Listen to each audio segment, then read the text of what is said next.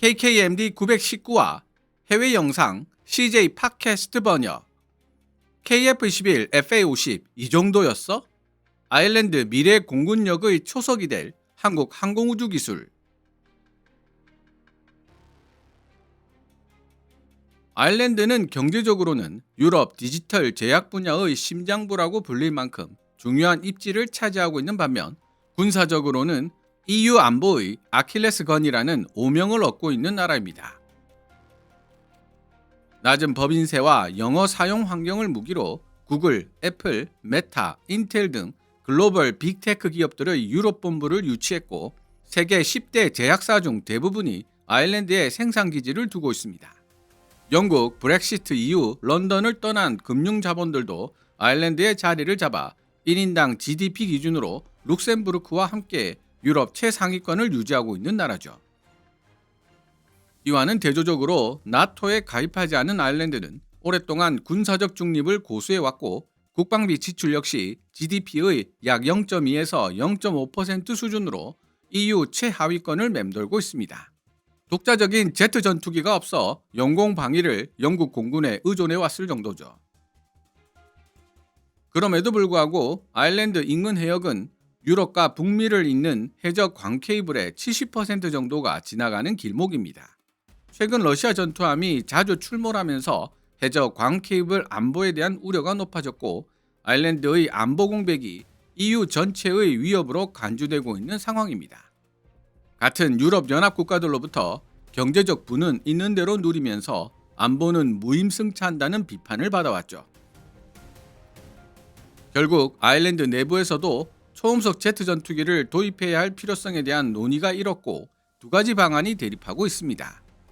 비싸고 납기도 느리지만 정치적, 경제적 이익 동맹체인 유럽으로부터 전투기를 도입할 것이냐, 아니면 비용 효율적이고 납품도 빠르지만 유럽이 아닌 아시아에 위치한 대한민국으로부터 전투기를 도입할 것이냐는 대립입니다.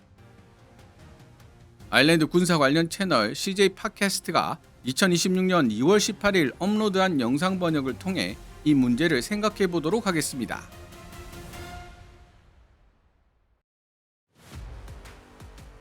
오늘 우리는 대한민국의 방산 기술이 향후 10년 동안 아일랜드의 국방 조달 요구에 어떻게 해답이 될 수 있을지 살펴볼 예정이다. 현재 아일랜드는 분명한 기로에 서 있는 동시에 매우 중대한 전환점을 마주하고 있다. 지난 수십 년 동안 아일랜드는 신중한 중립 정책을 표방하며 유사시 유럽 동맹국들이 지원에 나설 것이라는 전제하에 일정 수준의 국방 역량 공백을 용인해 왔기 때문이다. 그러나 국제 안보 환경은 변화하고 있으며 이제 아일랜드는 몇 가지 근본적인 질문을 스스로에게 던져야 한다. 첫째, 국내 총생산 GDP의 0.5%에 머무는 국방비 지출을 앞으로도 계속 유지할 수 있을까? 둘째, 국방 역량 확보를 위해 유럽 중심의 조달 구조에서 벗어나 공급선을 다변화하는 것이 보다 합리적인 선택이 아닌가?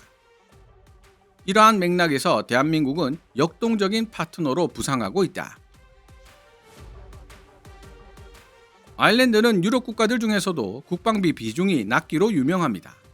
하지만 최근 북대서양 해적 케이블 안보에 대한 우려가 높아지고 러시아 전투함이 아일랜드의 배타적 경제 수역 EEG에서 활동하는 사건이 발생하면서 무임승차 전략이 더 이상 유효하지 않다는 여론이 비등하고 있습니다.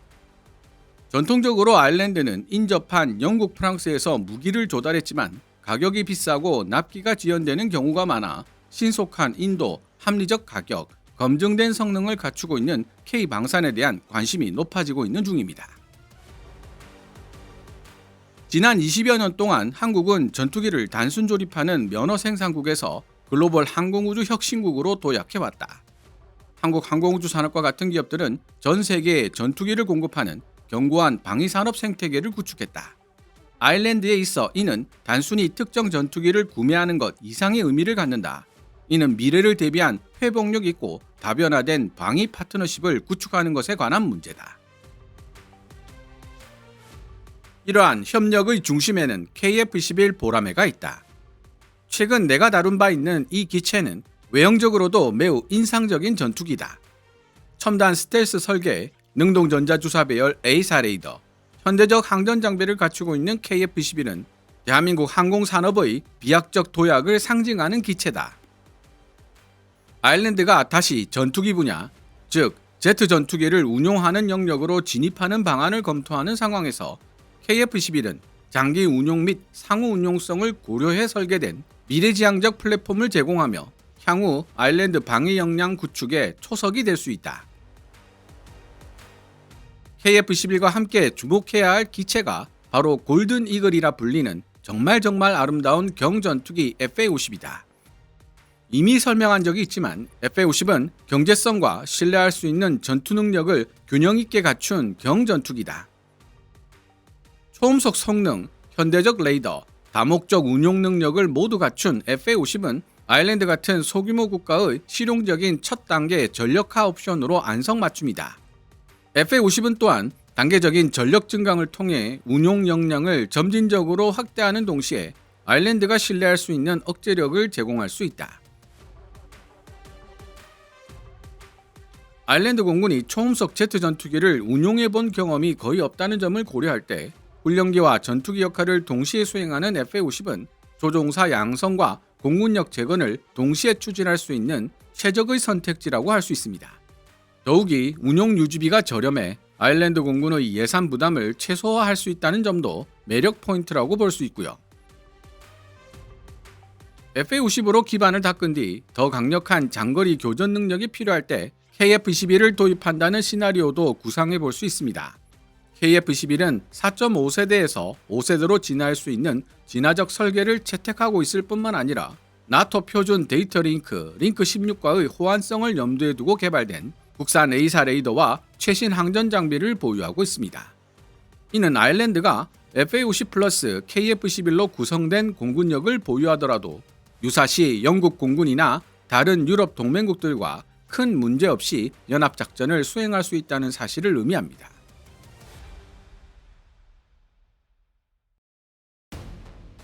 최근 한국은 FA-50에 더해 에어버스의 EC-155를 기반으로 한 소형 무장헬기 LAH라는 경이로운 회전익 항공기도 출시한 상황이다. 소형 무장헬기 LAH는 정찰, 근접항공지원 CAS, 그리고 해상작전 등 다양한 임무를 수행할 수 있는 다목적 기체라는 점에서 아일랜드가 관심을 가질 만한 플랫폼이다. 해양 안보와 국가 기반 시설 보호가 최우선 과제인 아일랜드에 있어 민첩하고 빠르며 복잡한 환경에서도 작전이 가능한 LAH는 전력 승수 플랫폼으로 작용할 수 있다. 의심의 여지 없이 현재 아일랜드가 처한 상황은 국방태세 강화를 매우 진지하게 고려해야만 하는 국면이다. KF-11과 FA-50 같은 전투기들을 검토해보면 아일랜드의 미래 국방 요구 사항과 명확하게 일치한다는 사실을 확인할 수 있다. 영공방어, 핵심 해저 인프라 보호, 그리고 보다 광범위한 유럽 안보에의 기여는 모두 신뢰할 수 있는 군사적 역량을 필요로 한다. 따라서 이러한 한국산 플랫폼들을 통합함으로써 아일랜드는 단순히 전투기를 구매하는 차원을 넘어 앞서 언급했듯 미래를 대비한 다층적이고 다변화된 방위태세를 구축할 수 있게 된다. 더욱이 KF-11과 FA-50을 선택하는 것은 기존의 협력관계에 바탕을 두고 있다. 아일랜드는 이미 반도체, 전자, 그리고 첨단 제조 분야에서 한국과 긴밀한 상업적, 기술적 유대관계를 맺고 있기 때문이다. 국방협력은 공고한 경제적 토대 위에서 구축될 것이며 아일랜드에게 대한민국은 든든하고 신뢰할 수 있는 파트너가 되어줄 것이다. 물론 한국이 아일랜드와 지리적으로 멀리 떨어져 있다는 사실에서 발생하는 공급망 리스크를 인정해야만 하며 이는 군수지원과 예비 부품 조달에 대한 계획이 매우 세밀하면서도 철저하게 수립되어야 함을 의미한다. 하지만 이러한 지리적 리스크는 한국산 플랫폼 KF-11과 FA-50이 제공하는 비용 효율성, 전투 역량, 전략적 유연성과 비교하여 균형 있게 평가되어야 한다. 현재 대한민국은 민간 기술 분야에서 경이로운 기록을 세우며 스스로의 능력을 입증해 왔으며 그러한 노력과 기술적 축적이 이제 방산 수출 분야로 확장되고 있다. 삼성, LG처럼 아일랜드 일반 가정에서 쓰이고 있는 한국산 가전제품을 신뢰할 수 있다면 우리 영공을 지키는 한국산 전투기들 또한 신뢰할 수 있을 것이다.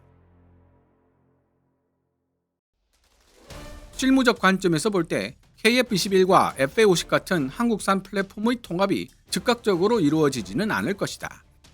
우리 아일랜드가 조종사를 훈련시키고 유지보수 역량을 구축하며 완전한 작전 운용 능력에 도달하기까지는 약 5년에서 8년의 현실적인 준비 기간이 필요하다.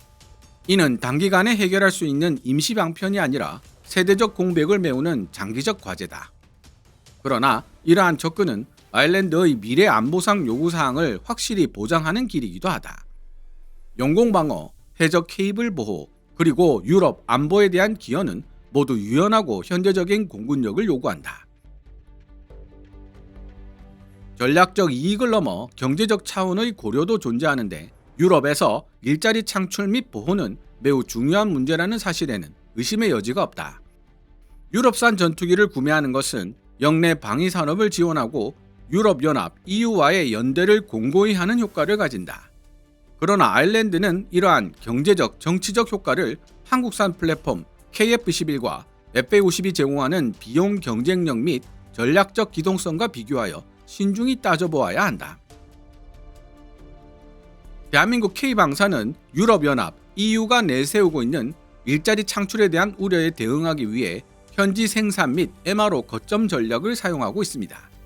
아일랜드가 FA-50 혹은 KF-21을 선택하는 경우 한국항공우주산업 카이가 아일랜드 현지에 정비창을 세우거나 기술 교육센터를 설립하여 현지 고용 창출에 기여하고 아일랜드 정부로 하여금 명분과 실리를 동시에 챙길 수 있도록 도와주는 형태가 그 대표적인 사례라고 할 수 있습니다.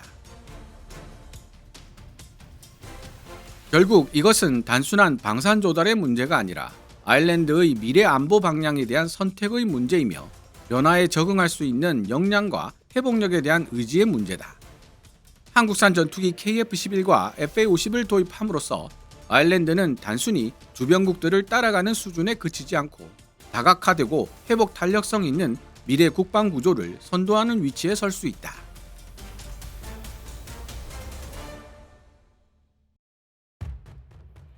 아일랜드 군사 관련 채널 CJ 팟캐스트가 방송한 내용은 진격의 K방산이 앞으로 나아가야 할 방향성을 보여줍니다.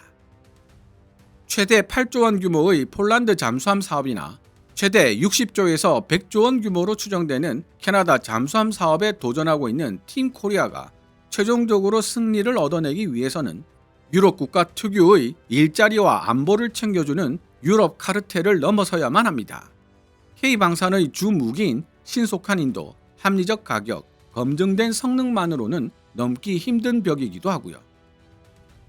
K방산이 현지에 생산 공장을 세우거나 MRO 시설을 건립하여 현지 일자리를 창출하고 다른 나라들보다 유연한 기술 이전 조건을 내세우는 것은 세계 방산 시장에서 살아남기 위해 반드시 필요한 전략임을 알 수 있는 부분이죠. 결과적으로 앞으로의 방산 수출의 성장 여부는 카이, 하나에어로스페이스, LIG 넥스원, 현대로템 같은 방위산업 관련 기업들에만 달려있지 않다는 결론을 도출해낼 수 있습니다. 정부와 기업들이 한마음 한뜻으로 뭉쳐 절충교역, 오프셋 분야에서도 빈틈없는 대비를 해야 한다는 뜻이기도 하고요. 폴란드가 한국산 무기들을 대량으로 도입한 이후 K방산에 대한 전 세계의 인식이 예전과 비교할 수 없을 정도로 달라진 것은 분명한 사실입니다. 그러나 K방산을 보는 눈이 달라진 만큼 미국과 유럽 방산 기업들의 반격이 거세진 것도 부인할 수 없는 사실이죠. 시청자 여러분들의 이해를 돕기 위해 해당 영상에 달려있는 아일랜드 네티즌들의 댓글 중 시청자의 지지를 많이 받은 몇 개를 소개해 보도록 하겠습니다. 평소 FA-50의 장점에 대해 목소리를 높여왔던 나이기에 한국과의 폭넓은 국방관계를 지지하는 것은 자연스러운 일이며 이런 입장을 취하는 유럽 국가도 아일랜드만 있는 것은 아닐 것이다. 폴란드가 이미 그렇게 하고 있으며 한국으로부터 지상 및 공중자산을 대량으로 신속하게 조달했다. 사실 폴란드는 유럽에서 가장 유능한 군대 중 하나로 빠르게 성장하고 있는데 그들에게 중요한 것은 다른 유럽 국가와의 관계보다는 국익이다. 아일랜드는 스스로를 지켜야 할 의무가 있고 정부는 납세자에 대한 책임이 있다. 한국은 실질적이면서도 경제적으로 건전한 해결책을 제시하고 있으며 국방 및 안보 현대화를 추진하는 과정에서 이 사실을 결코 간과해서는 안 된다고 생각한다. 내 차, TV, 전자레인지가 모두 한국산이라는 사실을 방금 깨달았다. 그러니 KF-11도 어서 들여오자. 폴란드는 한국산 군사 장비를 많이 구입했고 저렴한 가격에 빠르게 인도받았다. 프랑스는 현재 인도에 라팔을 판매하기 위해 양보할 부분을 검토 중인 상황이다. 한국산 장비들이 아일랜드의 최고의 선택이라는 견해를 확고히 가지고 있다. 매우 현대적이고 훌륭한 기술력을 갖췄으며 아일랜드 같은 국가에 아주 좋은 가치를 제안한다. 따라서 FA50부터 시작하는 것은 내게 당연한 결정으로 보이며 8년에서 10년 후에 KF-11로 넘어가는 것도 완벽하게 이치에 맞는다. 또한 공격 헬기를 주문하는 것도 타당하다. 아일랜드는 심각한 드론 문제를 겪고 있으므로 이를 해결하고 아일랜드 해의 해군 작전을 지원하는 데 큰 도움이 될 것이다.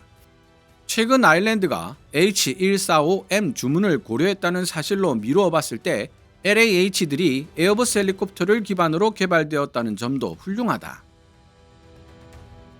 KA-1 전술 통제기 역시 아일랜드의 요구사항에 완벽히 부합하며 폴란드가 FA-50을 대량 주문한 덕분에 유지보수나 교육에 대한 우려도 훨씬 덜 수 있다.